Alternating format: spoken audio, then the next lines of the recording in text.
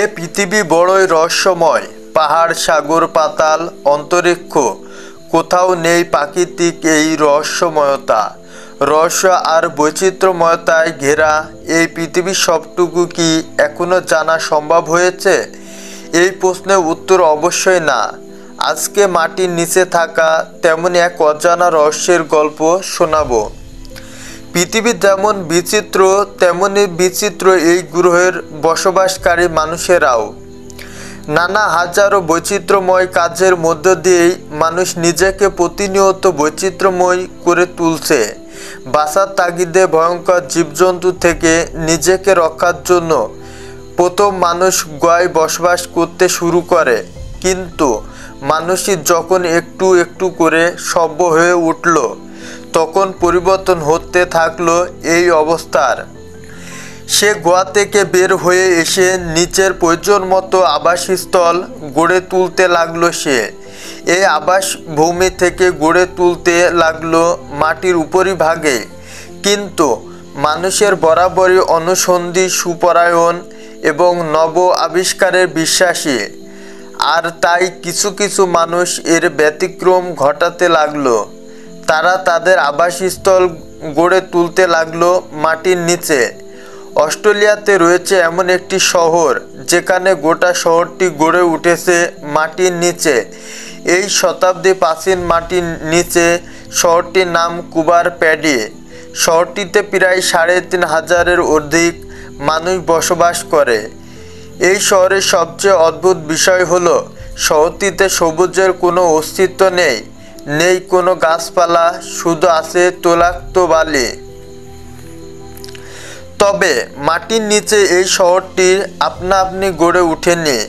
এই শহরটির বিশেষত্ব প্রথম আবিষ্কার করেন জিম হাচিসন ও তার ১৪ বছরের ছেলে উইল হাচিসন। তাহলে এই শহরের গোড়াপত্তন কিভাবে হলো? কিভাবে শহরের বিন্যাস ঘটলো? কিভাবে আধুনিক এক শহরে পরিণত হলো? সেই নানা জানা কাহিনী আজ জানাবো তোমাদের। বিস্ময়কর ভরা কুবার প্যাডি অস্ট্রেলিয়ার অ্যাডিলেড থেকে ৮৪৬ কিলোমিটার উত্তর দক্ষিণ অঞ্চলে মরুভূমিতে অবস্থিত ছোট একটি শহর। ১৯১৫ সালে এই শহরের গোড়াপত্তন হয়।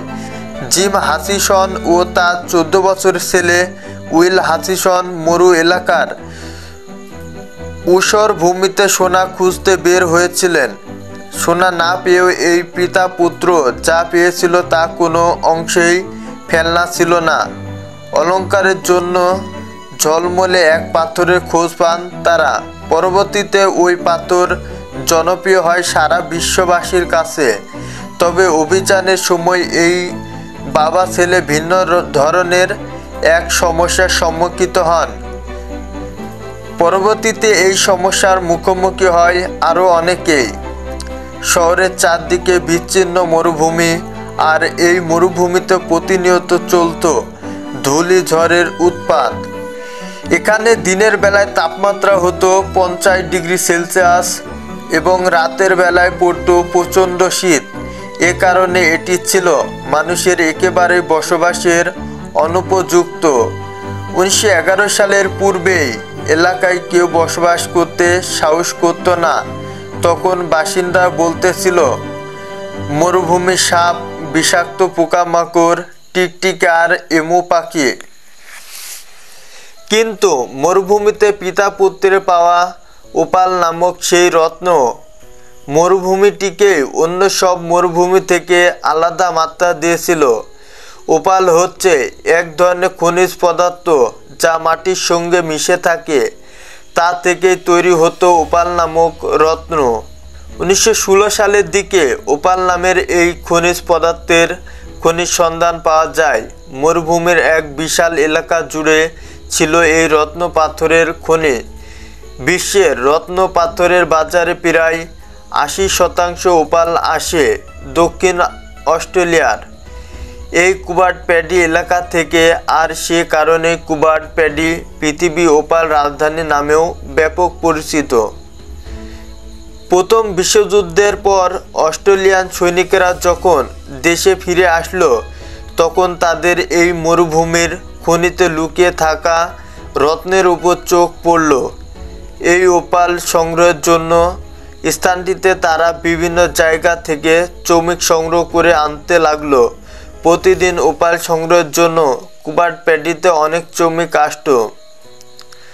লোকালয় থেকে অনেক দূরে অবস্থিত হওয়ার কারণে প্রতিদিন এখানে এসে কাজ করা শ্রমিকদের পক্ষে প্রায় অসম্ভবই ছিল। তাছাড়াও দিনের বেলায় প্রচণ্ড উত্তাপ আর রাতের কনকনে বরফ, শীত, ঠান্ডা।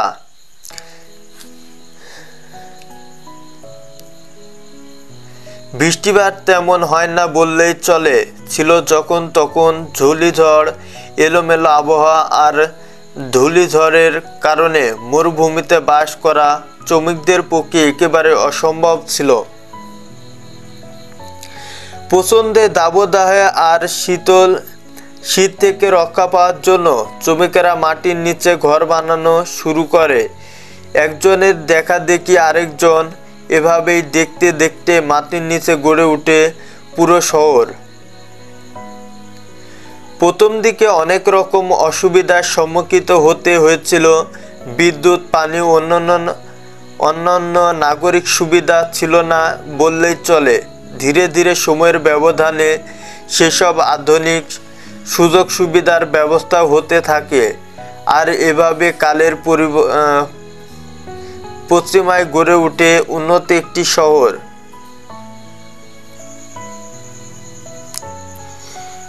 বিস্ময়কর ভরা কুবাট প্যাডি অস্ট্রেলিয়ার অ্যাডিলেড থেকে 846 কিলোমিটার উত্তর দক্ষিণ অঞ্চলে মরুভূমিতে অবস্থিত ছোট একটি শহর।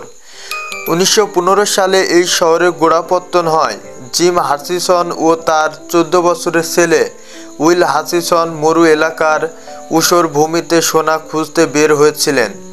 সোনা না পেয়েও এই পিতা পুত্র যা পেয়েছিলেন তা কোনো অংশই ফেলনা ছিল না। অলঙ্কারের জন্য ঝলমলে এক পাথরের খোঁজ পান তারা। পরবর্তীকালে এই পাথর জনপ্রিয় হয় সারা বিশ্ববাসীর কাছে। তবে অভিযানের সময় এই ছেলে বাবা ভিন্ন ধরনের এক সমস্যায় মুখোমুখি হয়।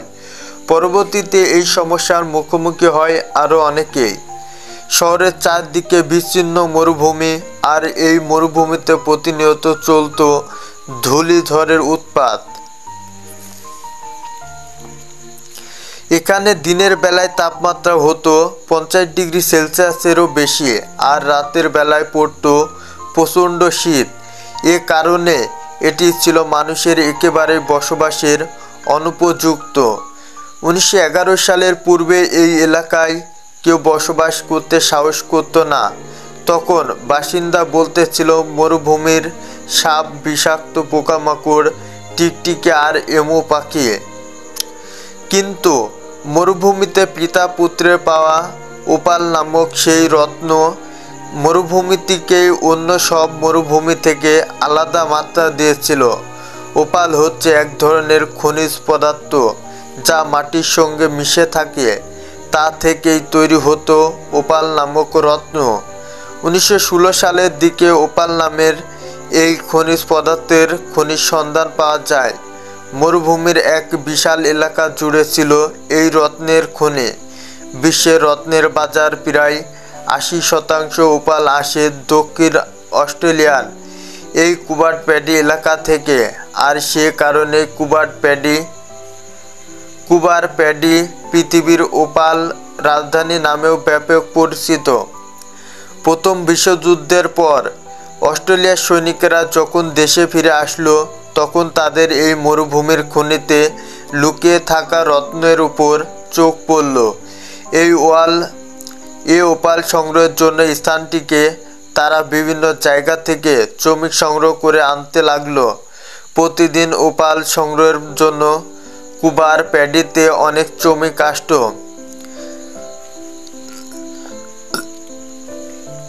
লোকালয় থেকে অনেক দূরে অবস্থিত হওয়ার কারণে প্রতিদিন এখানে এসে কাজ করা শ্রমিকদের পক্ষে প্রায় অসম্ভবই ছিল।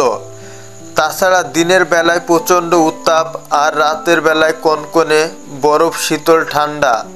বৃষ্টিপাত তেমন হয় না বললেই চলে। ছিল যখন তখন ধূলিঝড়, এলোমেলো আবহাওয়া আর ধূলিঝড়ের কারণে মরুভূমিতে বসবাস করা শ্রমিকদের পক্ষে একেবারে সম্ভব ছিল না।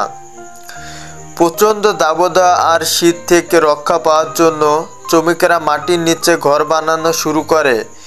একজনের দেখা দেখে আরেকজন, এভাবেই দেখতে দেখতে মাটির নিচে গড়ে ওঠে পুরো একটি শহর। প্রথম দিকে অন্যরকম অসুবিধার সম্মুখীন হতে হয়েছিল। বিদ্যুৎ, পানি, অন্যান্য নাগরিক সুবিধা ছিল না বললেই চলে। ধীরে ধীরে সময়ের ব্যবধানে সেসব আধুনিক সুযোগ সুবিধার ব্যবস্থা হতে থাকে, আর এভাবে কালের পরিবর্তনে গড়ে ওঠে উন্নত একটি শহর। প্রথমে গড়ে উঠল বাজার, তারপর মার্কেট, বিপণী কেন্দ্র, গির্জা, বইয়ের দোকান, বিনোদন কেন্দ্র, ব্যাংক সহ দৈনন্দিন জীবনে প্রয়োজনীয় সব কিছুই গড়ে উঠতে থাকে। এসব নিত্যমিত্তিক প্রায় সব কিছুর মাটির নিচে স্থাপনা করা হয়। এখন দেখা যায় মরুভূমির মাঝে মাঝে গর্ত, আর সেই গর্ত ধরে নিচে নেমে গেলেই চোখে পড়বে চকচকে আধুনিক এক শহর। কি নেই সেই শহরে? তবে কুবার প্যাডি এখন আর শুধু খনি শ্রমিকদের শহর নয়। বিভিন্ন শহর থেকে ব্যবসার উদ্দেশ্যে অথবা চাকরির উদ্দেশ্যে অনেকে এই শহরে এসে বসতি স্থাপন করেন। বর্তমানে পর্যটন স্থান হিসাবে একটি ব্যাপক পরিচিতি লাভ করে। আবাসিক হোটেল, রেস্তোরাঁ, একাধিক চাট নে পর্যটনের যাবতীয় পর্যটকের জন্য সাজিয়ে রাখা হয়েছে ভূগর্ভস্থ এই শহরে। বর্তমানে এখানে 70-এর উপর ওপাল খনি রয়েছে। বাইরে থেকে শহরটি দেখলে অনেকেই চমকে যাবেন। চারদিক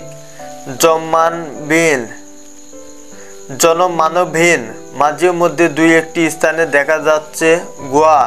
সেই গুহাগুলো থেকে নেমে গেছে সুড়ঙ্গের মতো সিঁড়ি। সেই সিঁড়ি চলে গেছে অনেক গভীরে। সিঁড়ি ধরে নিচে নামলেই আসল চমক। আদিম যুগে কোনো রূপকথার চরিত্র নয়, এখানে রয়েছে অত্যাধুনিক সুযোগ সুবিধা সম্পূর্ণ বাসস্থান, রয়েছে উচ্চ প্রযুক্তি, সামঞ্জস্যমান দামি হোটেল, সুইমিং পুল। মোট কথা, একটি শহরে যে ধরনের সুযোগ সুবিধা থাকে প্রায় সব ধরনের সুযোগ সুবিধার ব্যবস্থা রয়েছে শহরটিতে। কিন্তু কিছুই করা হয়েছে মাটির নিচে। প্রতি বছর দেশ বিদেশের বিপুল সংখ্যক পর্যটক এই স্থানটি পরিদর্শন করতে আসেন। বিশ্বের বিভিন্ন প্রান্তে থেকে আসা দর্শনীরা সম্পূর্ণ মাটির নিচে থাকা কুবার প্যাডি আর তার আশেপাশে মরুভূমি দেখতে আসেন।